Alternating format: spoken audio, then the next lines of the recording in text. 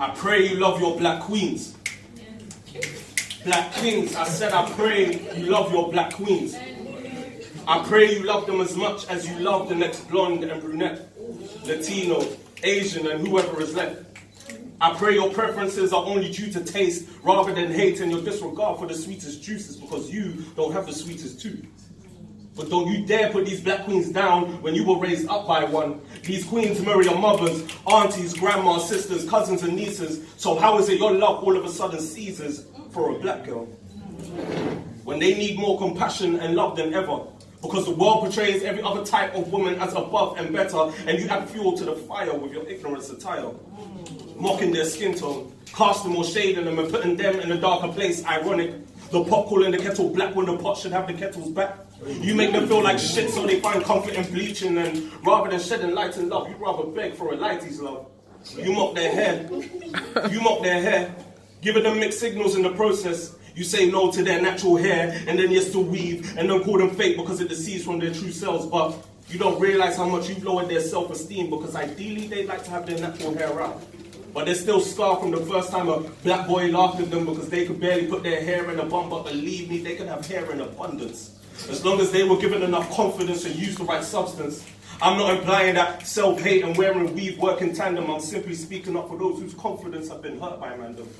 You tell these black queens that they have too much attitude, that they're too mouthy and ratchet, but most of the time they're just being strong and outspoken, and you're just a little boy with masculinity issues that can't hack it. Failing to realize they're a victim of the same demonization you face, where you're just seen as black and aggressive, and you add to this oppressive stereotype. And if they don't have the biggest of buns, doesn't make them less worthy of your attention. Because if common Chloe or simple Sally even had just a little batty, you'd fall at their feet with grace. You want the so-called black features, but just not the black face. But you can't have your red velvet cake and eat it too if you desert your own tiramisu. There's nothing wrong with having the best of both worlds, but it's a problem when you don't see equal value in both girls. My black kings, just remember that black don't crack. Just think how long Nia's been fine for, how juicy the berry still is for Hallie. You can't say the same is guaranteed for your common Chloe or simple Sally. In some cases, she's less fascinated by you and she's more fascinated with these black myths. So understand, she's not into black guys, she's just into black.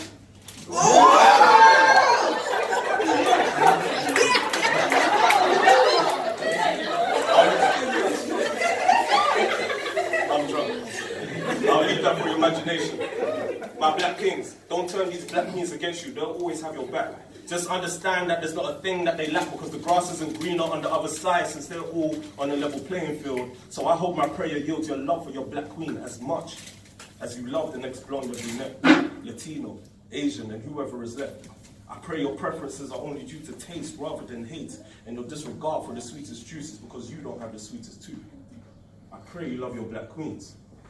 I pray you love your black queens. I pray you love your black queens.